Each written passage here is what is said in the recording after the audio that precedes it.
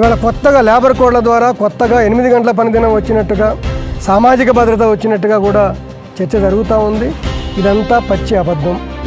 కేంద్రంలో నరేంద్ర మోడీ ప్రభుత్వం ఈ నెల 21వ తేదీ నుంచి 4 లేబర్ కోడ్లని అమలు చేస్తున్నట్టుగా ప్రకటించింది. గెజిట్ నోటిఫికేషన్ విడుదల చేసింది. ఈ గెజిట్ నోటిఫికేషన్ మీద మీడియాలో వీళ్ళు కొత్త లేబర్ కోడ్లు కార్మికులకి ప్రయోజనకరం అన్నట్టు పెద్ద చర్చ జరుగుతూ ఉంది. శ్రమయేవ జయతే అనే పేరుతో కార్మిక వర్గం విజయం సాధించిందనే పేరుతో క్యాప్షన్స్ తోటి నడుస్తూ ఉంది. ఇవాళ కొత్తగా లేబర్ కోడ్ల ద్వారా కొత్తగా 8 గంటల పనిదినం వచ్చినట్టుగా సామాజిక భద్రత వచ్చినట్టుగా కూడా చర్చ జరుగుతూ ఉంది. ఇదంతా పచ్చి అబద్ధం. 8 గంటల పనిదినం గత అనేక సంవత్సరాలుగా కార్మిక వర్గం అమలు జరుపుకుంటూ ఉంది. ఇవాళ కొత్త లేబర్ కోడ్లో 8 గంటల పనిదినం రద్దయ్యి 12 గంటల పనిదినం రాబోతూ ఉంది. కొత్త లేబర్ కోడ్లో అవకాశాన్ని ఇచ్చారు. ఇప్పటికే తెలుగు రాష్ట్రాల్లో ఏపీ ప్రభుత్వం తెలంగాణ ప్రభుత్వం కూడా పని గంటలని పెంచుకోవచ్చు 10 గంటల వరకు అని చెప్పేసి జీవోలు కూడా ఇవాళ విడుదల చేసినవి. అంతేకాదు ఇవాళ వేతనాన్ని రోజు వేతనంగా ఇప్పటిదాకా లెక్కిస్తున్నాం. కానీ వేతనాన్ని గంటల వేతనంగా లెక్కించే పద్ధతిని కొత్త లేబర్ కోడ్లో తీసుకొచ్చింది. అంటే వాళ్ళు రోజు మొత్తం వేతనం కాకుండా ఒక గంట పని ఉంటే గంట పని తీసుకొని గంటల లెక్క వేతనం చెల్లించే పరిస్థితి రాబోతూ ఉంది. ఇట్లా అనేక అంశాలు ఇవాళ లేబర్ కోడ్లు కార్మికుల యొక్క హక్కుల్ని కాలరాస్తూ ఉన్నాయి. ఇవాళ కార్మికులకి ప్రయోజనం చేసేటువంటి అనేక అంశాల మీద మాత్రం నరేంద్ర మోడీ ప్రభుత్వం నిమ్మకు నీరెత్తినట్టుగా ఉంది. ఇవాళ కార్మిక సంఘాలన్నీ ముక్త కంఠంతో లేబర్ కోడ్లు వద్దు అని చెప్తా ఉంటే వాటిని తీసుకొచ్చింది. ఇవాళ కార్మిక సంఘాలన్నీ పిఎఫ్ మీద ఈఎస్ఐ మీద బోనస్ల మీద సీలింగులు ఎత్తివేయాలి అని కార్మిక సంఘాలు కార్మికులు డిమాండ్ చేస్తూ ఉన్నారు.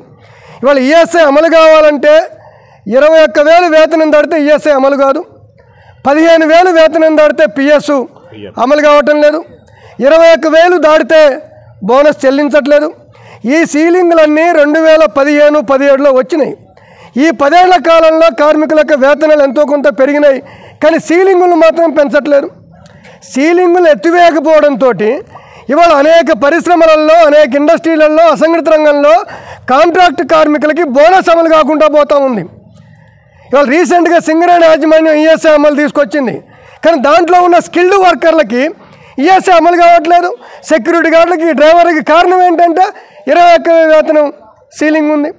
అందుకని కార్మికులు ఏదైతే కోరుతున్నారో సీలింగులు ఎత్తివేయాలని దీని మీద మోడీ ప్రభుత్వం రెస్పాండ్ కాలేదు.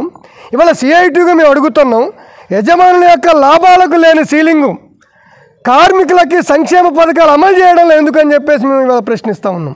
ఇవాళ అంతేకాదు 2017 తర్వాత కనీస వేతనాలని సవరించలేదు. కొత్త జీవోలు నరేంద్ర మోడీ ప్రభుత్వం ఇవ్వలేదు. కనీస వేతనాలు సవరించాలని వాళ్ళ కాంట్రాక్ట్ కార్మికులు మొత్తం అడుగుతున్నారు. దాని మీద నోరు మెదపట్లేదు. కానీ కార్మికులు అడిగే అంశాల మీద నోరు మెదపకుండా కార్మికులకు వ్యతిరేకమైన అంశాల మీద నరేంద్ర మోడీ ప్రభుత్వం లేబర్ కోడ్లను తీసుకొచ్చింది. అంతేకాదు ఇవాళ లేబర్ కోడ్ల యొక్క విషయంలో రాష్ట్ర ప్రభుత్వం తన వైఖరిని ప్రకటించాలని చెప్తున్నాం. ఇవాళ కేంద్ర ప్రభుత్వం కనీస వేతనాలని సవరించట్లేదు. రాష్ట్ర ప్రభుత్వము కనీస వేతనాలని సవరించట్లేదు. హైకోర్టు చెప్పినప్పటికీ 2021లో వచ్చినటువంటి 21, 22, 23, 24, 5, 25 జీవోలను గెజిట్ చేయలేదు, అమలు చేయలేదు. గత టీఆర్ఎస్ ప్రభుత్వం చేయలేదు, ఇప్పుడున్న కాంగ్రెస్ ప్రభుత్వం చేయలేదు. లేబర్ కోడ్ల అంశంలో కూడా కాంగ్రెస్ ప్రభుత్వం తన వైఖరిని ప్రకటించాలి. లేబర్ కోడ్లకు వ్యతిరేకంగా అసెంబ్లీలో తీర్మానం చేయాలని చెప్పేసి సిఐటిగా డిమాండ్ చేస్తూ ఉన్నాం. లేకపోతే కార్మిక హక్కులు హరించే విషయంలో బీజేపీ ప్రభుత్వం రాష్ట్ర కాంగ్రెస్ ప్రభుత్వం రాజకీయంగా దోబూచులాడుకున్నప్పటికీ విమర్శించుకున్నప్పటికీ కార్మిక హక్కులు కాలరాసే దాంట్లో ఒకే రకంగా అమలు చేస్తున్నాయని చెప్పేసి భావించాల్సి ఉంటుంది. ఈ విధానాలకు వ్యతిరేకంగా కార్మిక వర్గం అంతా తిరుగుబాటు చేయాలి, పోరాటానికి సిద్ధం కావాలి.